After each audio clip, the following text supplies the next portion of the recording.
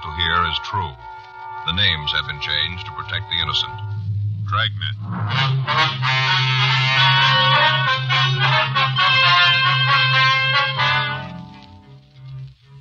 You're a detective sergeant. You're assigned to homicide detail. The body of an attractive woman has been found in a downtown office building, beaten to death with a piece of lead pipe. The killer has escaped into the city. Your job, find him.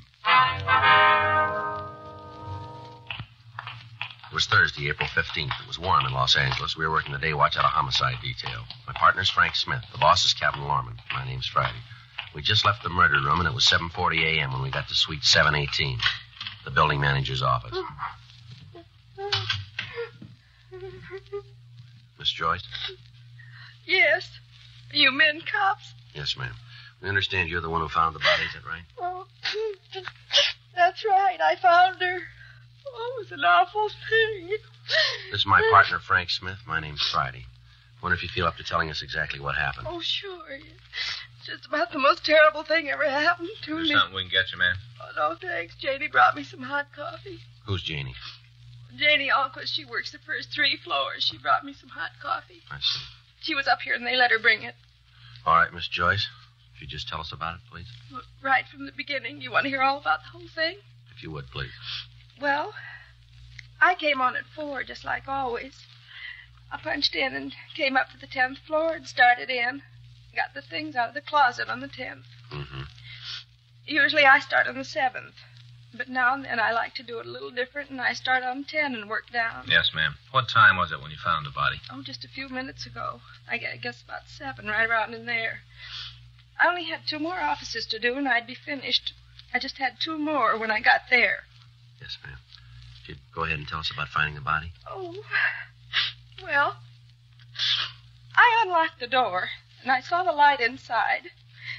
I thought it was kind of funny, because usually it's dark. You mean in the office? Yes, and where Mrs. Fitzgerald's desk is, it's usually dark. Yes, ma'am. I thought it was kind of funny, like I said. But then I thought that maybe she was working. She does accounting, you know, woman accountant, and I thought she was working. Mm-hmm. So I knocked. I didn't just want to go right in if she was working, you know, disturb her. So I knocked. Mm-hmm. But she didn't answer. All right, go ahead, please. Well, I opened the door and went in. Right off, I was kind of sore about it. No excuse for a thing like that. No excuse at all. What do you mean? Well, didn't you see the place? Didn't you look? Yeah. Well, then you know what a mess it was. Papers all over the floor, and ashtrays spilled, all that mess, and I'm supposed to be through at 7:30. Well, I'd never have made it. Never got through on time. And that's when I saw her behind the desk. Oh, it was an awful thing. There she was on the floor, dead. Yes, ma'am. There was no one else in the office? No. Just Mrs. Fitzgerald. She was on the floor behind the desk. What'd you do then? Oh, I screamed. Loud as I could. I wanted somebody to come up there right away. And that was the first time I ever saw anybody dead. Then I ran out of the office and went downstairs to get somebody to help. Just an awful thing. Oh, poor Mrs. Fitzgerald. Oh, she was so nice. All the time saying hello when she'd come in early and I'd still be working. Oh, I think about it and I just can't believe that it's true. I just can't hardly believe it. Did you see anyone on the floor while you were working? Just Mrs. Fitzgerald. No, ma'am. I mean, was there anybody in the halls of the building? Oh, no. No, not that I saw. There wasn't anybody. I'd have seen them if they was there, but they weren't. All right, Miss Joyce. We'll contact you tomorrow about a statement. Meantime, we'll leave you one of our cards here. If you think of anything we should know, we'd appreciate it if you give us a call. Oh, I sure will. Anything at all I think of, I'll call you. Can I go now? Yes, ma'am. I've Certainly. got to go home and take a hot bath and calm my nerves. Surely. Oh, it sure is going to be a shock to her husband. Of course, not that he'll mind too much. Beg your pardon? Her husband, you know, Mr. Fitzgerald. Yes, ma'am. What about him? Well, just that it isn't going to bother that one too much. Why do you say that? Oh, I shouldn't have said anything. Not a word. I shouldn't have told you. I'd get fired, sure. Well, if it's got anything to do with Miss Fitzgerald's death, maybe you better tell us, don't you think?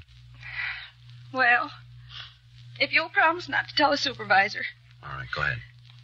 It gets dull just being in a big building by yourself, all alone at night when there isn't anybody around. It's pretty dull. Mm-hmm. Once in a while, not real often, but just once in a while, I kind of read some of the letters that people throw away, in the wastebasket.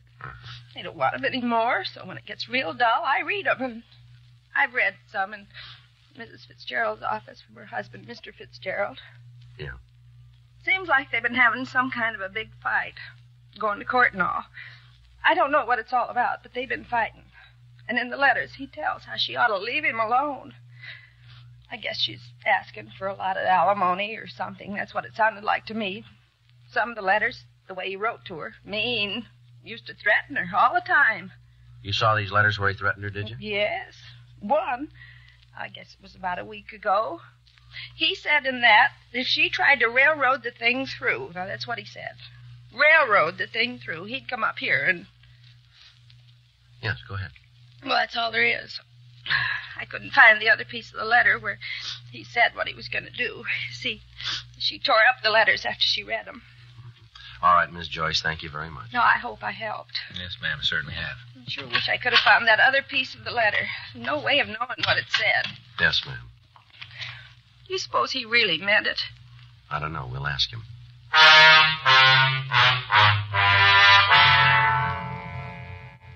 By the time Frank and I had arrived at the scene, the crew from the crime lab was there. Photographs of the entire room were taken, and fingerprints were lifted from the edges of the desk, from the top of a lamp, and from the molding around the door. The murder weapon, a 15-inch section of heavy lead pipe, was booked for evidence. There was nothing we could tell from the pipe itself other than the fact that it was the murder instrument. It was a plain piece of 3/4-inch pipe. One end was wrapped in a heavy brown paper. The other was blood-stained. Because of the appearance of the office, it looked as if robbery was the motive for the crime. However, on examination of the victim's personal effects, we found that 2 large diamond rings were still in her fingers. In her purse, we found cash in the amount of $226. On the desk itself, we found a woman's wristwatch set with 12 diamonds. The fact that none of this had been removed apparently ruled out robbery as the motive. The other employees of the building were questioned, but they were unable to shed any light on a possible suspect. None of them had seen any unauthorized persons in the place after closing hours. People on the street in the immediate vicinity were questioned. The only lead we were able to come up with was that at approximately 7:02 a.m., a newsboy had seen a short, stocky man walk from the office building entrance. Other than the brief description of the man's build, the witness was unable to tell us anything. An immediate broadcast was gotten out on what information we had. From a telephone book in the victim's desk, we got an address for her husband, Oscar Fitzgerald. It was a men's club located in downtown Los Angeles. Frank and I drove over to talk to him. Come in. Thank you. Thank you very much. Sit down. I'll call for some coffee. You fellas want some? No, thanks. No, sir. You don't mind if I have some? No, you go right ahead. Room service, please. Kind of early for the cops to come calling, isn't it? Yes, sir, I guess it is. This is Mr. Fitzgerald, room 417. Would you please send up a pot of coffee? That's right. Oh, and send a large glass of orange juice, too, huh? Yeah, make sure it's cold. 417. Right. One thing I can't go is warm orange juice. Like a cigarette? Yeah, thank you. Now, what's this all about? What do you want to see me for? Well, when's the last time you saw your wife? Ada? Thank you. I guess a couple of weeks ago. Why? Well, can you narrow that down to a day? Why? Any special reason for me to? Well, we'd like to hear it. Well, let's see. I guess it was around March 30th. I can check it if it's important. Where'd you see her? With my lawyers, we had a conference to try and work out the divorce and settlement. What line of work are you in, Fitzgerald? I think you better tell me what this is all about before I answer any more questions. If this is some sort of trick Ada's trying, you tell her it won't work and she can get off my back. No, it's no trick. I think it might be better if you'd cooperate with us and answer the question. All right, but I'm going to tell you going in that if you try to pull a fast one, I'm going to deny everything I tell you now. If you tell us the truth, you won't have any trouble. Now, where do you work? Right now, I'm between. What's that mean exactly? I'm an actor right now. I haven't got an assignment. Where'd you work last? Picture studio. Look, until you tell me what this is for, I'm not going to give you any names. Can you give us your movements for the past few days? Starting when? Well, let's try the day before yesterday. Okay, I got up and went out to see my agent. Of course, that was a waste of time. Hung around the office for a couple hours and then had lunch on the strip. After that, I came downtown, saw a movie. I came home, took a shower, and then kept the dinner engaged. You prove that? If I have to, yeah. But you're getting no names until I know what's going on. All right, how about yesterday? What'd you do then? I got up and went out to my agent's. He told me he had a part on the fire. We went out on an interview. I was at the studio until about 4:30, and then we went back to my agent's office and had a couple of drinks. After that, I came back here. Didn't feel too good, and I went to bed. Well, the man at the desk would be able to verify all that, would he? Yeah, just ask him. Fitzgerald, how'd you get along with your wife? Well, it's not any of your business, but I'll tell you. It isn't any secret. I hated everything about it. You ever have any fights with her? Not more than 5 a week for the past 4 years. You ever hit her? You know, people win money for answering questions on quiz shows. What happens if I answer the big one? Well, that depends on how you're going to answer it. We understand you wrote your wife some threatening letters. Now, is that right? I guess you could call them that, yeah. I told her to get off my back and leave me alone. Told her if she didn't, she was building more trouble than she could handle. Did you ever threaten her life? No. I'm not going to try to tell you that there weren't times when I could have killed Ada. There were a lot of them, but it wasn't worth it, not for her. What'd you argue about mostly? The divorce. I've been trying to get one for the last 4 years. Ada wouldn't see it. Finally, when I did talk her into it, the settlement she wanted was way out of line. I wouldn't go for it and told her so.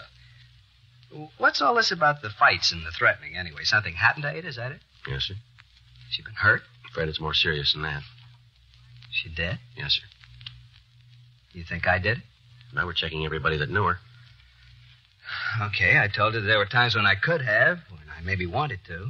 But I wouldn't go to jail for her. Not ever. You got to find another boy, and when you do, I'll go his lawyer's fee. Yeah. How'd they do it? Piece of lead pipe. Bad? Yeah. Rough way to go. Is there an easy way?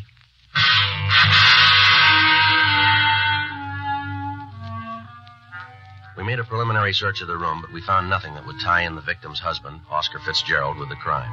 We talked to the desk clerk, and he verified the man's story that he'd been in his apartment the evening of the killing. Fitzgerald made arrangements with us to attend the coroner's inquest, and Frank and I went back to the city hall.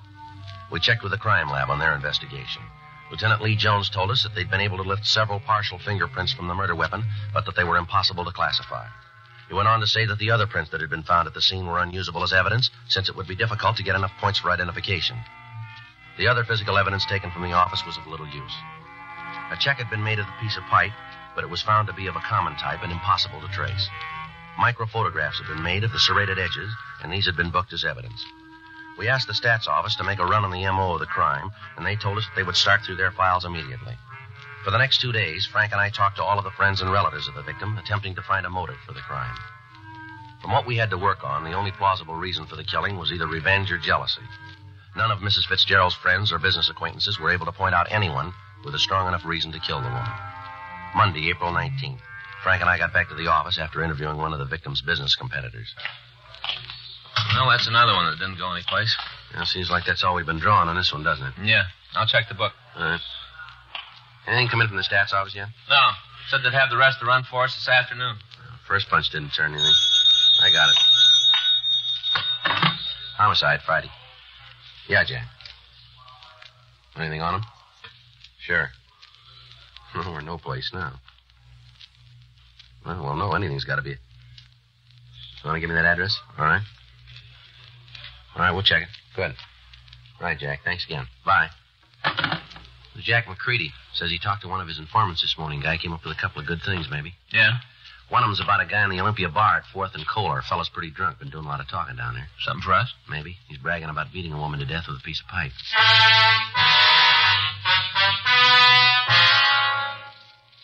4:40 p.m. We left the office and drove over to the corner of 4th and Kohler, the Olympia bar.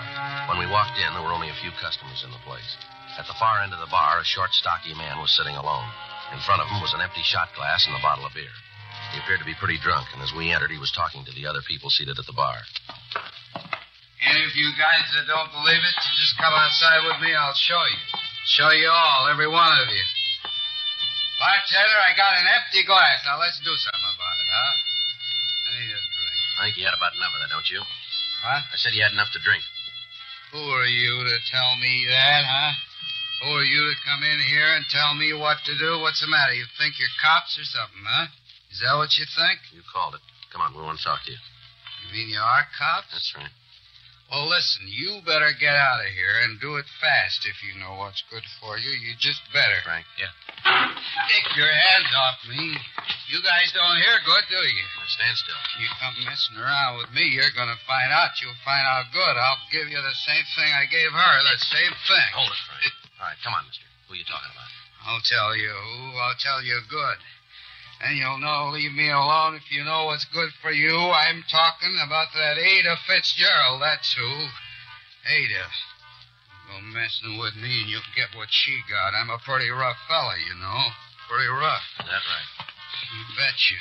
You're not dealing with a kid, you know. Well, that makes it even then, doesn't it? Huh? You're not dealing with a woman.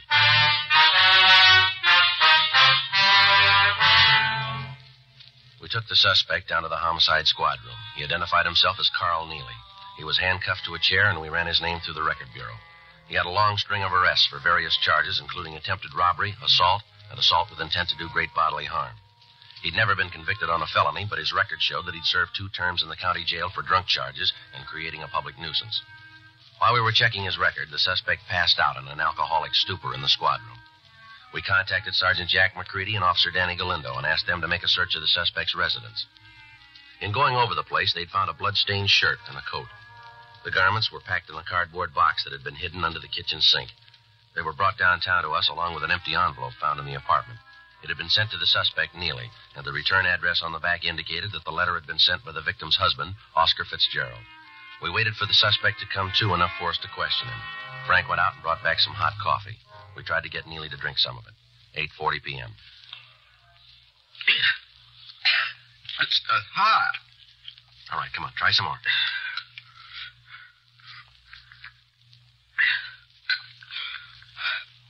You're cops, huh? You've been the route before. Yeah. What am I here for? I want to talk to you about the Fitzgerald woman. Ada? Spouting off again. You said you killed her. Figures. Every time I get tanked up, I always kill somebody. Never fails. All right, tell us about the Fitzgerald woman. Nothing to tell. I read about it in the papers. This morning I started drinking. It always happens when I've been belting the booze. I right away tell people I killed somebody. These clothes here belong to you? Let me see. I don't know. Where'd you get them? Are they yours? I don't know. You got that many clothes? I know all the clothes I got. No trouble at all. Maybe you don't dress as good as me. All right, come off it, Neely. You're in trouble. Big trouble here. You sat in the bar this morning, told everybody about how you'd beaten a woman to death. We find these clothes in your apartment, bloodstains all over them. Here's another thing, this envelope. Where'd you get this? Through the mail, like it says. You see the stamp? You know Oscar Fitzgerald? I don't get mail from strangers. Sure, I know him. Is it a crime to get a letter now? What was in that envelope? I don't think that's none of your business. Well, we do. What kind of dealings have you got with Oscar Fitzgerald? You used to work for him? Doing what? I took care of the place when him and Ada were married, sort of a general handyman. When'd you see him last? I don't know, maybe a couple of months ago, around there, 3 months. And what did he find so important that he wrote you about it? Look, he loaned me some money. He sent me a check. It was a loan, huh? Yeah. Sign any sort of note for the money? Well, I endorsed the check. It said on it it was a loan. What are you guys trying to prove, anyway? You trying to tie me in with Ada's killing? You look good for it. You're off your rocker. I had nothing to do with it. Sure, you got me for drunk, but that's all. Your record makes you look good for it. Clothes we found in your apartment don't help you. You sure Oscar Fitzgerald didn't pay you to kill his wife? It'd be a lot better if you told us the truth here, Neil. I'm telling you the truth. It's right in front of you. All you got to do is open your eyes. It's there. Where'd the bloodstains come from? They're mine. Well, tell us about it. Well, I got in a fight with another fella. Where? A bar down on 7th. When? Wednesday. Last week? Yeah, last Wednesday. What time did you have this fight? Closing time? That'd make it about 2 o'clock, huh? That's when the bar's closed. Where'd you go after you had the fight? Went up to a friend's house and had a couple more drinks. Who's a friend? You don't know him. He's got no record. What's his name? I don't want him dragged into anything. What's his name? Jackie Meadows. Let me see your hands, Neely. Here. You got some pretty bad bruises there. You must have hit something pretty hard. The fight I told you about, that's where those came from. Tell us what you did after you left the bar. I told you I went up to Jackie's. I had a couple of drinks. What time did you get there? Around 3, maybe 3:10. What time did you leave? About 5. Where'd you go? I don't remember too good. I was pretty boozed up. Where do you think you went? Well, Jackie was worried about me being cut up from the fight. He wanted me to see a doctor. Yeah? He drove me down to Georgia Street Receiving Hospital. Yeah. I was there until 9:30 Thursday morning.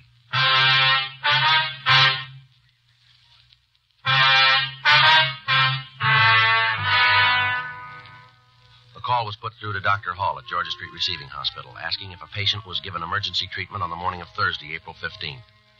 A search of the hospital records verified the story told to us by the suspect, Carl Neely. We checked through our crime reports, and we found that a miscellaneous injury report had been made. From the coroner's report, we knew that the victim had been murdered between the hours of 5 a.m. and 7 a.m. on that morning. We got in touch with Neely's friend, Jackie Meadows, and he also verified the suspect's story. He was booked in at the main jail on a charge of being drunk in a public place, and Frank and I started checking out the remainder of the list that the stats office had given us. Originally, there had been 12 names on the list. We talked to 10 of them. The 11th, a Norman Sitkin, had a record of burglary, attempted robbery, and assault with a deadly weapon. He'd been arrested and brought to trial on a charge of murder 3 years previously, but he'd been acquitted. The circumstances surrounding his arrest were the same as those in the Fitzgerald case. The main reason he'd been released a free man was the testimony of his mother, who had sworn that Sitkin had been home with her on the night of the killing. When we went out to his home, we found that he wasn't there. We talked to his mother, and she told us that he'd been in San Diego for the past 3 days. Under interrogation, we established the fact that on the night of the Fitzgerald killing, Sitkin hadn't been at home, but that he had been in Los Angeles. We put in a call to the San Diego authorities and talked to Lieutenant Mort Gear in the homicide detail. We contacted the hotel where he was staying in Los Angeles, and a 24-hour stakeout was placed on the location. Wednesday, April 21st. Frank and I got back from lunch. Better put in a call to Mort, huh? See if they got anything on Sitkin? Yeah. You want to do it? Right. Okay.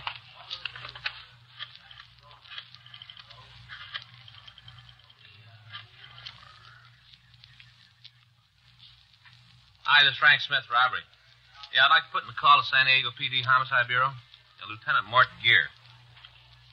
No, it's a homicide. Yeah, DR 132549. Yeah, that's the one. That's 3268? Huh? Well, 58. Right. Okay, Sam, thanks.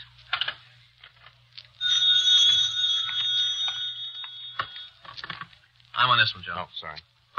Homicide Friday. Yes, sir? No, that's right. When was that? Yes, sir. Right away. Cancel that call, Frank. What do you got? Sitkin just walked into his hotel.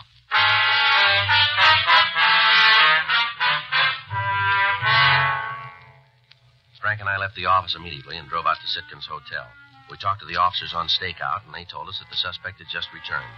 They went on to explain that they'd given Sitkin no reason to suspect that anything was wrong and that he'd gone directly to his room. Frank and I got in the elevator, and we went up to the 4th floor. Yeah? All right, just a minute. Yeah? What do you want? You Norman Sitkin? Yeah, what do you want? Police officer. Come on. You got no right to do this. Let me see your warrant. Get your coat, Sitkin. We want to talk to you. What for? What do you got to talk to me about? I got nothing to say. Get your coat. Why? What's the charge? What are you taking me in for? Suspicion of murder? You're kidding. Well, you just keep thinking that. You mean this is for real? Come on, let's go. Now, wait a minute. I want to know what this is all about. Is that so? Well, sure. Figure I had something to do with that woman who was beaten to death downtown. Fitzgerald, I think that's the name, huh? Isn't that what you think? Well, you seem to know all about it. Well, you're way off on this one. I got an alibi that you can't break. I can see you guys figuring because I stood this kind of beef once before, you can make it stick this time. Well, it won't work, cop. None of it fits together. I can prove where I was that night every minute. All right. That's right, every minute. You check in my house. Happens I was with my mother, just like the other time. All night I was home. You're going to stand on that? Well, there isn't any other way. Well, it's going to make it a lot easier then. Well, what's that supposed to mean? We've talked to your mother. She says you weren't home that night. She's wrong. You let me talk to her. She'll tell you. You just let me talk to her. She's sure you weren't there. She's willing to testify to that. Get out of my way. All right, come on. Want to get the cuffs? Yeah. Hold still. Funny, isn't it? What's that? Well, looks like he might have been good on that first killing, the one he was acquitted on. His mother might have lied on the stand. That's not going to make a lot of difference, is it? Huh? He's going to make up for it on this one.